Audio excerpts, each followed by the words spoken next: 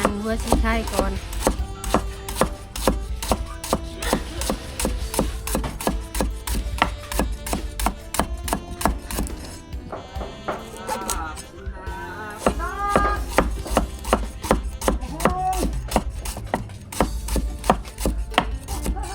กินไหมมันต้องขาวร่างมาตรง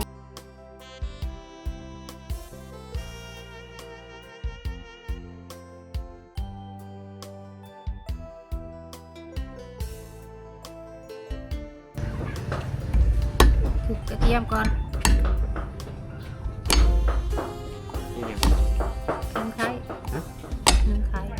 กินมือ กินอื่นผู้กินผู้แรกยังจอยจังได้กินน้ำแรกก็ได้กินแต่เอง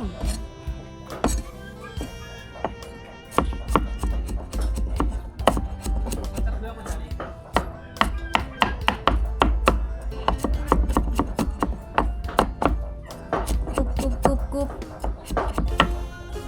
หัวกระเทียมหัวบัวใหญ่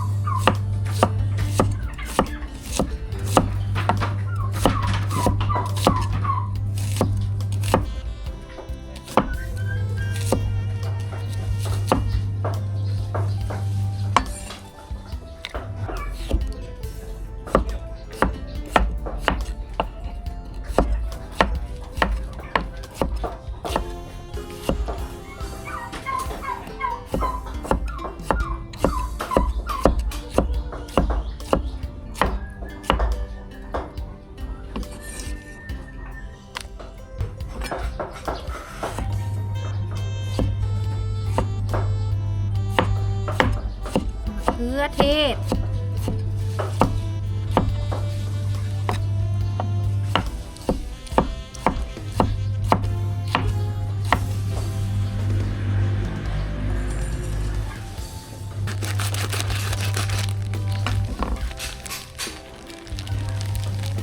สิ่งนี้ก็ใส่ได้ดอก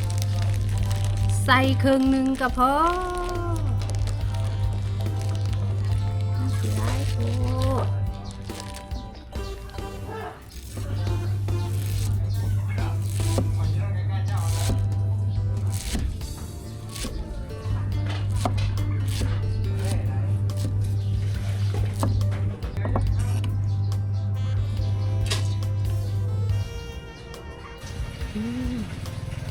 เอาไข่ลงมาล้างน้ำให้มันสะอาดก่อ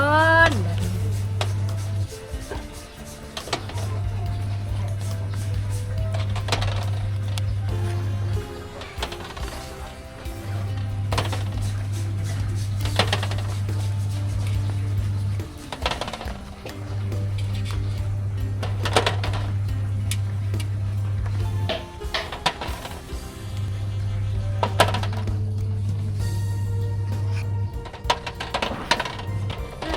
ให้สะอาด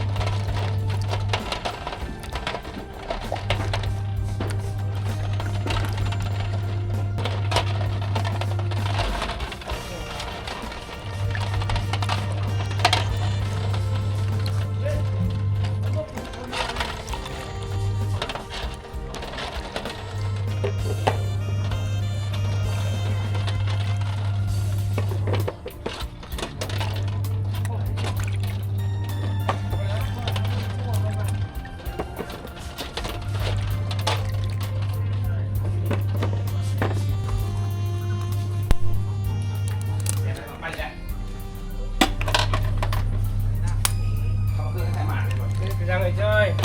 ไข่ นึ่งไข่กินมื่นบ่ โอ้ยกินนึ่งไข่มื่นปักก็นึ่งไข่เป็นแตะมั้งนะจุ๊บมดตาเดี๋ยวดู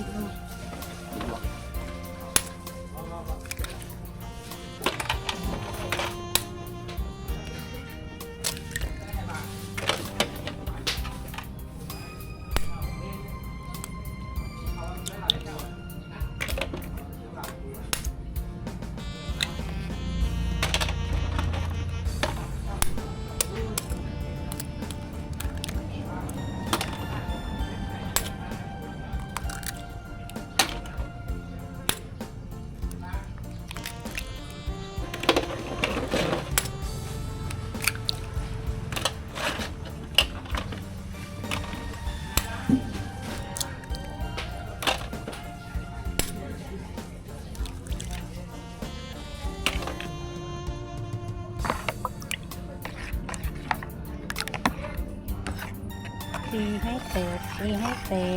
ก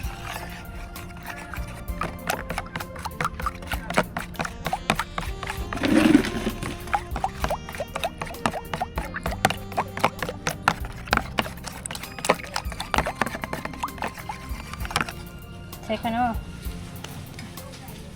เกลือแป้งนัวน้ำตาลขี้อิ่วเส้นร้อนเด้ออันนี้เส้นร้อนผักเทียมโอ้ชิไข่ผักบัวใหญ่หมากลินหรือว่าหมากเขือเทศ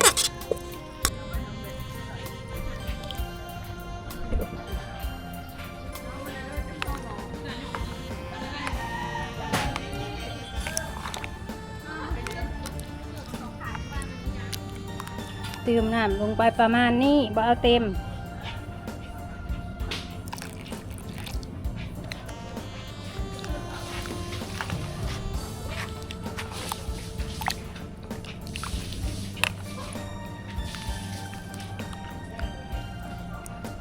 แล้วสวยงามมาก